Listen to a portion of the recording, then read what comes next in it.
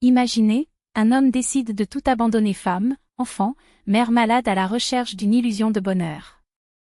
Mais ce à quoi il ne s'attendait pas, c'était le prix qu'il paierait pour ce choix impulsif. Cette histoire pourrait venir de n'importe où dans le monde, car les drames familiaux ne connaissent pas de frontières. Et vous, où lisez-vous ceci maintenant? Partagez votre ville, nous vous montrerons à quel point cette réalité est plus proche qu'il n'y paraît. Il a fait ses valises à la hâte, jetant ses vêtements au hasard, sans se soucier du désordre. L'important était de partir avant qu'elle ne revienne avec les enfants. Lui faire face? Certainement pas. Après, il devra encore passer par sa mère, qui n'approuvera pas sa fuite. « Qu'est-ce que tu fais » résonnait sa voix faiblement mais fermement, comme un dernier plaidoyer. Il se tourna et la vit là, appuyée contre le chambranle de la porte, comme si son propre corps pouvait bloquer sa sortie. « Pourquoi t'es-tu levée » demanda-t-il, irrité. Elle se contenta de secouer la tête, les yeux remplis d'une douleur que même ses rides ne pouvaient cacher. « Dois-je rester là et te regarder détruire notre famille sans rien faire » Il roula des yeux avec impatience. « Tu comprends quelque chose ? Ta vie a toujours été un lit de roses, pendant que je bossais comme un fou. » Elle rit sans joie. « Oh, ouais. Et qui est parti quand ton père nous a quittés ? Qui t'a élevé seul, mangeant de la soupe tous les jours et portant des chaussures trouées ? Et maintenant tu fais la même chose avec tes enfants ? Comment peux-tu ? » Ses yeux tremblaient, mais sa réponse fut sèche. « Nous vivons une époque différente. Je n'ai rien fait de mal. Et je ne suis pas obligée de vivre juste pour les autres. » La mère soupira profondément, comme si elle portait le poids de toutes les déceptions. « Bien sûr, maintenant tu vis comme tu veux, à la place d'une autre femme. Elle t'a rempli de promesses, et toi, comme un imbécile, tu as tout cru. Bon homme, ça. Il abandonne sa famille, sa mère, et pense toujours qu'il est le propriétaire de la raison. » Il ne voulait plus en entendre. Il attrapa fermement la valise, la poussa sur le côté et partit en claquant la porte. « Tu ne comprends pas, maman. Je mérite d'être heureuse. » Et elle, entre deux toux, laissa échapper les derniers mots qu'il entendrait. « Tu comprendras, quand la vie t'exigera. » Et puis, il sera tard. Dans sa précipitation, il a oublié son vieux téléphone portable sur la commode, ainsi que ses clés et un message froid adressé à sa femme. « J'ai trouvé quelqu'un d'autre. Elle va mieux, je l'aime. Ne me cherche pas. J'espère que tu ne te disputes pas pour la pension alimentaire, après tout, c'est toi qui as demandé le divorce. » Comme si elle avait le choix. Comme si ce n'était pas lui qui avait tout mis en pièces. Dehors, un taxi l'attendait déjà pour le prendre dans les bras de celle qui avait juré de transformer sa vie. « Tu vas travailler dans l'entreprise d'un ami, en tant que directeur. Tu gagneras bien, tu auras une voiture, un appartement plus grand. » Et entre deux murmures à son oreille, elle lui dessina un avenir luxueux que lui, aveuglé par le désir, considérait déjà comme réel. Pas une seconde il ne pensait à sa mère malade, à ses enfants confus, à sa femme qui allait rester derrière lui. Elle comprendra. Après tout, je suis son fils. Et l'ex-femme ? Laissez-la partir. C'est son obligation de s'occuper des enfants. Comme si l'amour se mesurait aux obligations. Pendant ce temps, à la maison, la lettre était lue et jetée sans ménagement à la poubelle. Il n'y avait pas de temps pour les regrets. La belle-mère avait besoin de médicaments, les enfants avaient faim et l'aîné avait été effrayé par la crise de tension artérielle de sa grand-mère. Les pleurs, les cris, le désespoir, tout cela pourrait attendre. Il fallait d'abord calmer les enfants, leur donner à manger, endormir tout le monde. C'est alors seulement, dans le silence de la nuit, qu'elle s'est laissée effondrer. Assise au bord du lit de sa belle-mère, elle lui tenait la main tremblante. « Karina Bogdanovna, es-tu réveillée ?» Les yeux rouges de la femme s'ouvrirent lentement. « Comment puis-je dormir, ma fille ? Mon cœur se brise rien que de penser à ce qu'il a fait. Comment a-t-il pu nous trahir ainsi ? Et en plus, il a tout caché comme un lâche. » La belle-fille lui serra fermement les doigts. « Calme-toi, tout ira bien. Il est parti, mais il faut passer à autre chose. Tu dois prendre soin de toi. » Sa belle-mère s'assit sur son oreiller et la regarda sérieusement. Où penses-tu aller?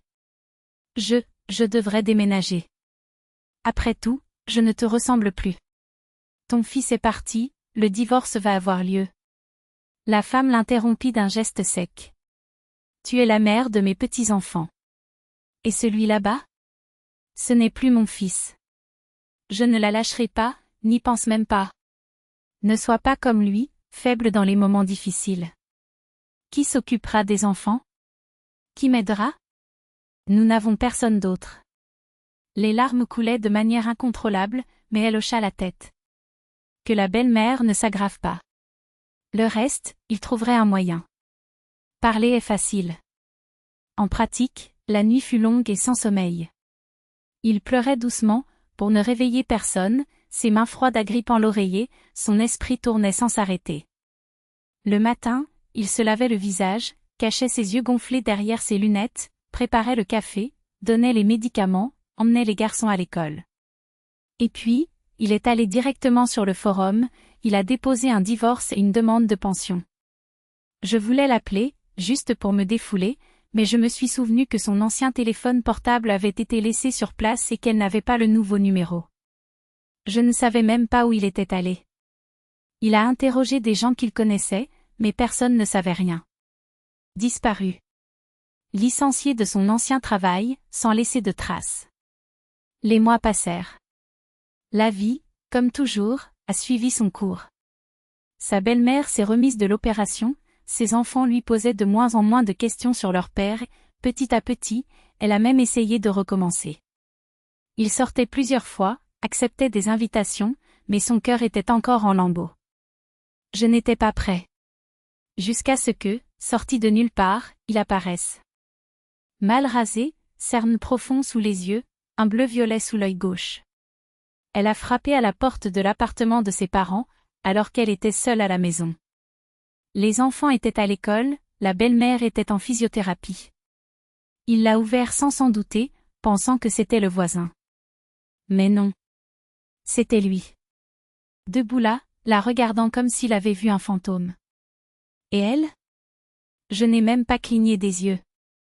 Non pas à cause du froid, mais parce que la colère avait séché toutes les larmes. Puis-je entrer? Essaya-t-il, la voix rauque. Pourquoi? As-tu oublié qu'il ne reste plus rien ici? Tes affaires ont été jetées il y a longtemps. Il déglutit difficilement. Et maman? Comment va-t-elle? Mort. Il y a 3 mois. Tu es arrivé en retard. Si tu voulais savoir, tu aurais dû venir plus tôt. Le sang s'écoula de son visage. Non, ça ne peut pas être le cas. Je pensais qu'elle allait mieux. Vraiment? Tu t'en fichais. Pas une seule fois. Pensais-tu que la vie te pardonnerait juste parce que tu as décidé de revenir? Les enfants allaient bien, mentit-elle, juste pour lui faire du mal. Et la maison? L'appartement? Elle haussa les épaules. Qu'est-ce qui ne va pas? Il est toujours là. Je n'ai demandé l'aide à personne. Si tu veux faire des réparations, c'est ton problème. Je ne pars pas d'ici. Il baissa la tête. Alors, tu as tout. Bien sûr. Qui d'autre allait rester? Tu as disparu, tu te souviens? Tu n'as même pas laissé de message décent. Pas même un merci pour la vie que tu as eue ici. Il a tenté de se justifier, je me suis perdu. Je ne savais pas que ce serait comme ça. Je pensais qu'elle, que sa mère, me pardonnerait. Elle rit sans humour. Si cela n'était apparu qu'une seule fois, peut-être. Mais tu ne te souviens de nous que lorsque la vie t'écrase, n'est-ce pas? Et puis, comme un barrage qui s'effondre, il s'effondre. Il a tout raconté, comment cette femme l'avait trompé, comment les promesses d'un travail, d'une voiture et d'un appartement étaient des mensonges. Comment, l'ami, de sa petite amie l'a exploité jusqu'à ce qu'il n'en puisse plus. Comme la voiture promise était une ferraille qui lui a cassé le dos. Comment maintenant, seul et brisé, il réalisait trop tard ce qu'il avait perdu. Elle écoutait en silence. Non pas par compassion, mais parce qu'au fond, je ne ressentais plus rien. Juste une certitude, certains choix n'ont pas de retour. Et le sien en faisait partie. Pendant qu'il expliquait ses excuses, comment on lui avait retiré l'argent des mains, comment on l'avait gardé dans l'obscurité d'une cave crasseuse, comment il avait payé un appartement où il n'avait même pas droit à un coin, dormant par terre comme un chien, parce que la nuit il y avait toujours quelque chose dont il était coupable, Jana ouvrit la valise d'un geste sec. Il ferma la porte avec une clé, s'approcha de la porte du voisin, seulement lorsqu'il fit enfin taire sa voix tremblante, il se retourna avec une froideur qui glaça l'air entre eux. « Tu as parlé, Gennady, dit-il, les yeux aussi durs que son ton. Et maintenant? Que attendez-vous de moi? Seul, il déglutit difficilement. Compassion? Elle rit, un rire court et sans joie. Il oublie. Il n'y a pas une goutte de pitié ici. Vous avez récolté exactement ce que vous avez semé. Vos enfants savent ce que c'est de grandir sans père, sans mère, sans rien. Mais toi, oh, tu n'étais pas pressé de sortir de ces bars puants pour réparer ce que tu avais cassé. Et maintenant tu pleures? Maintenant tu joues la victime? Il baissa la tête, ses mains tordant sans relâche son manteau élimé. Jana. Je le regrette vraiment. C'était imprudent, je sais. Un idiot. Mais, n'est-ce plus possible? Il essaya d'esquisser un faible sourire, comme si le souvenir de ses erreurs pouvait être effacé par une demande. Et ma part? Où est ma voiture? Vous savez seulement comment me jeter à la face ce qui s'est déjà produit, mais qu'en est-il de ce qui est à moi? Quel est le vôtre? Elle croisa les bras, le dédain écrit sur son visage. Tu veux savoir quel est le tien? Votre part est là, 2 semaines. Revenez dans 2 semaines, si vous en avez encore le courage. Peut-être que j'organiserai une visite avec ta mère. Si elle veut te voir. Il recula comme s'il avait été giflé. Tu as changé. C'est devenu cruel. Cruel? Jana haussa les épaules, avec indifférence. Je suis ce qui reste. Sans un autre mot, elle se détourna, son talon claquant sur le sol du couloir comme un verdict. Avant qu'il ait pu réagir, il était dehors, l'air froid de la nuit lui coupant le visage alors qu'il se jetait sur la banquette arrière du taxi qui l'attendait. Toujours dans la voiture, il a appelé sa belle-mère. La voix était différente maintenant, douce, presque heureuse. Maman, quoi de neuf? Les garçons ne font pas beaucoup de travail, n'est-ce pas? Jeannot, ils s'en foutent même de nous. Rit la vieille femme. Ils jouent dans la cour, sale, heureux. Ils ont seulement posé des questions sur toi. J'ai déjà tout résolu. Elle a regardé par la fenêtre, la ville défilant en flou. Je vais à la gare. Nous vous reverrons bientôt. À la maison d'hôte, alors qu'il faisait ses valises, il a raconté à sa belle-mère ce que son gendre avait fait. La femme écoutait en silence, secouant la tête, les lèvres pincées. Je t'avais prévenu. Il a dit que cet homme n'était pas bon. Il soupira. Qu'il en soit ainsi. S'il apparaît ici, je vous dirai ce que j'en pense. Il veut rentrer. Qu'il revienne. La belle-mère s'essuya les mains sur son tablier. Mais laissez-le résoudre tout seul les problèmes qu'il a créés, comme nous les avons résolus sans lui pendant toutes ces années. Pendant ce temps, Gennady errait dans les rues, les mains dans les poches, l'esprit un tourbillon d'amertume. Sa mère ne lui avait pas pardonné avant de mourir. Sa femme le détestait. Les enfants ne l'ont même pas reconnu. Et l'appartement?